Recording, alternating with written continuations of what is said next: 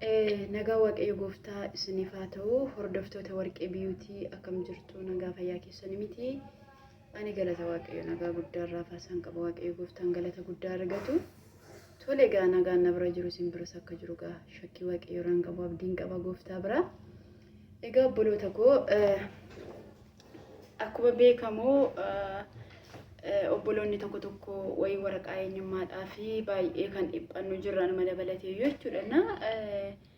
Furmaanni isaa immoo eengadallee guyyaa wayii odeeffannoo haala biyyatti imeeluu irratti kaasee xiqqoo isin tuttuqeen ture. Guyyaa har'aa garuu keessa galeen isinitti himachuudha. Informationii sirrii kan ta'e odeeffannoo dogoggora hin qabne jechuudha. Tole egaa obboloota koo haala biyya galmaa irratti warroonni baddanii hojjettanii warroonni immoo biizaa maan otoo jirtanii biizaan sin jalaa dhumee isin irratti biizaanii yeroo lakkaa'e yookiin immoo qaraamaa lakkaa'e akkasumallee turizimii biizaatiin dhuftanii biyya kana keessatti waraqaan keessan dhumee hojjechiifachuus dadhabdanii warroonni jirtanii akkasumallee seera qabeessaan kontiraata keessan fixanii biyyattiin gala jettanii yaaddanii garuu immoo ji'a tokko ji'a lamatti dabalachuuf feetanii garuu ji'a tokko ji'a lama caalaa hin turu waggaa lama indegenaa farramsiisuu hin barbaadu jettanii warroonni illee akka kanaatti yaaddaa jirtanii hunduma keessaniif iyyuu informationii alaa egaa seerri biyya UAE yerootti seerri haaraan ni babba'a jechuudha. Seera haaraa kan immoo dafnee itti fayyadamuuni hunduma keenyaaf iyyuu baay'ee gaariidha informationii yookiin immoo odeeffannoo sirrii gurraa qabaachuun jechuudha. Innaa maaltu jira seetanii warroonni fakkeenyaaf warroonni bara 2018 umasaa keessa biizaa ja'a hojjechiifattanii jirtanii isaa booddee deebitaniirree warroonni kan waggaa lama hojjechiifattanii isaa booddee immoo warroonni kan ja'a hojjechiifattanii ja'a sana booddee immoo nama isin hojjechiisan dhabdanii qaraamaan isin irratti lakkaa'ee isin akkam gootu biizaa waggaa baay'een irra lakkaa'eera qarshiin jechuu otoo hin taane kafiila barbaaddattu yookiin immoo nama biizaa isin hojjechiisu barbaaddattanii migreeshinii kan imaraatii deemtu jechuudha. Migreeshinii imaraatii deemtanii lafa biizaan keessan itti dhume yookiin immoo dura biizaan keessan bakkatti baddanii ta'uu danda'a bakkatti isiniif duraan hojjetame suma ji'a jaallee ta'uu danda'a bakka sana deemtanii bakka sana police stationii juwazaatii kan jedhu jira waan ta'eef yookiin migreeshinii yoo jettan taaksiin kamiyyuu isin geessuu danda'a. Deemtanii isa kana hundumaa ni gaafattu jechuudha. Yeroo gaafattanii isaan immoo maal isinii dhiyeessu yaada biizaa hojjechiifachuun barbaada yookiin immoo qaraamaan irra jiru kaffaladhee seera qabeessa ta'uun barbaada yoo jettanii kafiila haaraa yookiin immoo arbaaba haaraa nama waraqaa isin hojjechiisu sana barbaada jechuudha. Namoonni waraqaa isin hojjechiisanii yeroo gara seeraatti dhufu sarraatenya isin waan taataniif akka humna keessaniitti malee isin yaadota quubsaa ta'ee haala rakkina keessanii hojii akkan arganne waan akkasiif immoo hojjechiisuu akka hin dandeenye informationii quubsaa ta'ee otoo hin sodaatiin informationii sana himattu jechuudha.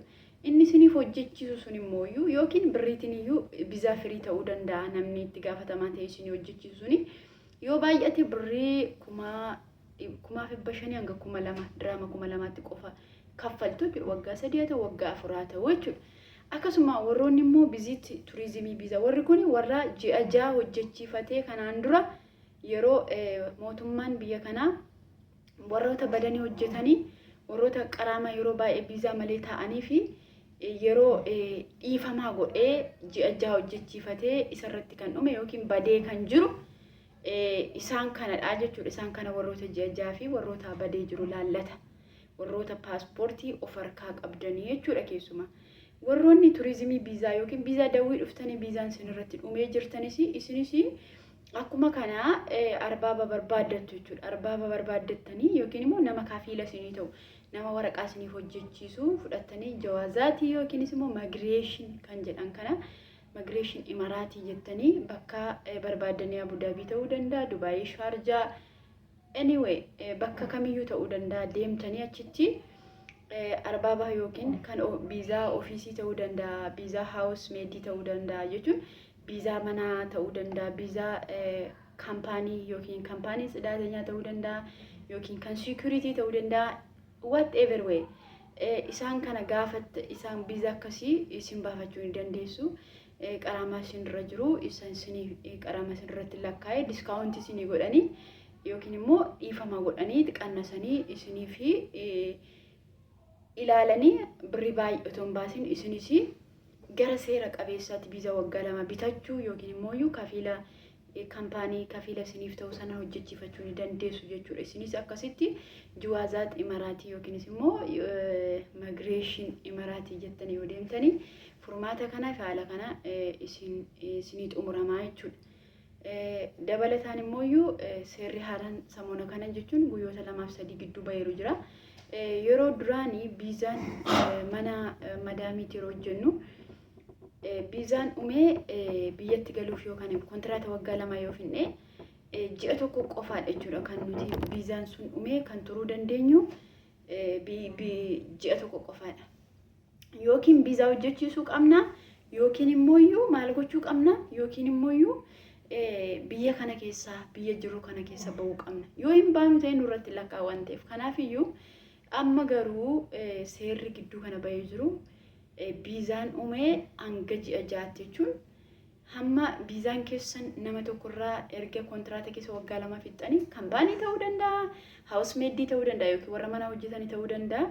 Isa kan erga fixxanii maal gootu yeroo barbaaddannaa hojii barbaaddannaa fi ji'a 6 guutuu seerri yookiin immoo mootummaan amma laateeru jira. Hamma ji'a 6tti hojii barbaaddanii yoo barbaaddanii argattanii yoo barbaaddu yoo argachuu baattan immoo ji'a 4 akkas hojjettanii ji'a 5 hojjettanii ji'a 6ffaatti gara biyya keessanitti seera qabeessaan imeeluu hin dandeessu waan ta'eef kunis sarpiraayizii guddaadha. Dhugaa dubbachuuf taanaan seera baay'ee bareedaa baay'ee hojiifis yeroo dheeraan kan namaaf laatamee itti yaadanii yeroo fudhatanii kan barbaadanii waan ta'eef isa kanatti warra fayyadamaa. Maaliif obboloonni tokko biizaan koollee yeroo akkasii keessa dhumaa garuu immoo erga dhumee ani immoo ji'a 2 ji'a 3tti dabalachuun barbaada warri jettan waan jirtaniif biizaan keessan dhumee yeroo sumana kaanselii yoo ta'e kaanseliin ta'a.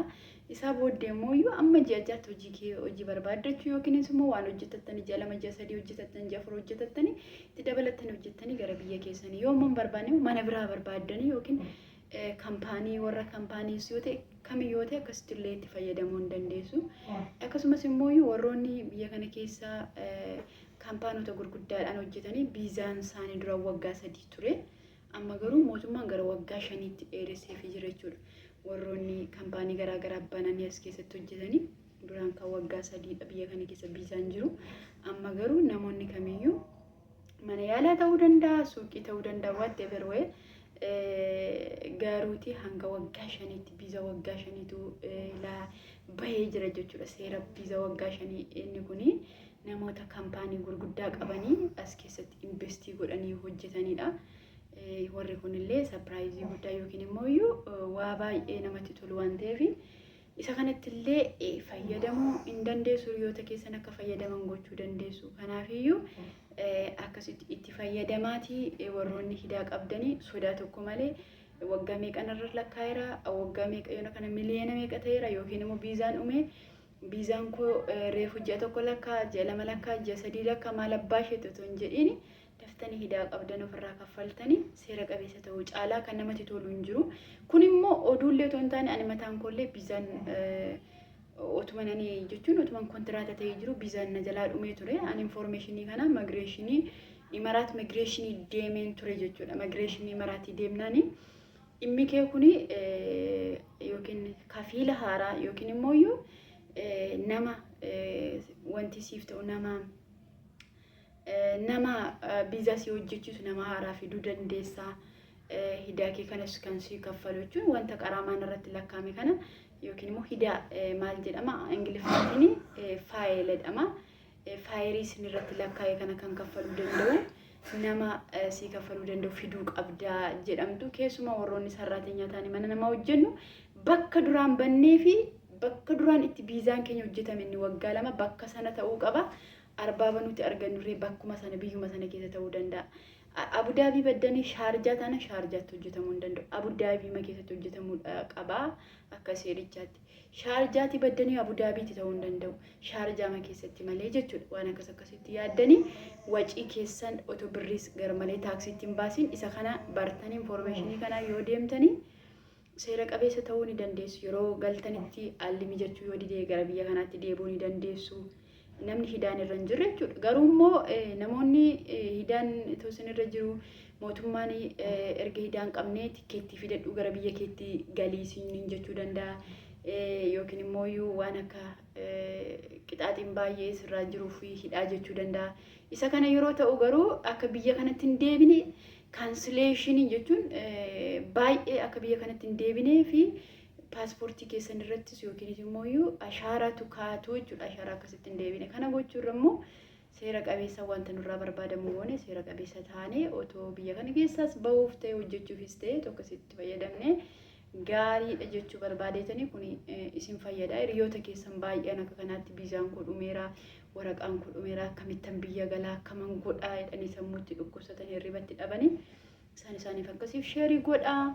Laayik godhaa wal jajjabeessinaa informationii gahaa informationii warroota seera qabeessan jawaazota keessa hojjetanii warroota hiriyoonni koo jawaazota keessa warra hojjetan informationii bareedaaf gahaa ta'e isiniif hin qabadhe isinii dhufu wanta isin fayyadu akkasumas haala mataa irratti haala qulqullummaa irratti ilaalchisee haalota garaagaraa irratti barnoota tokko wal ilaannaa subscribe godhaa.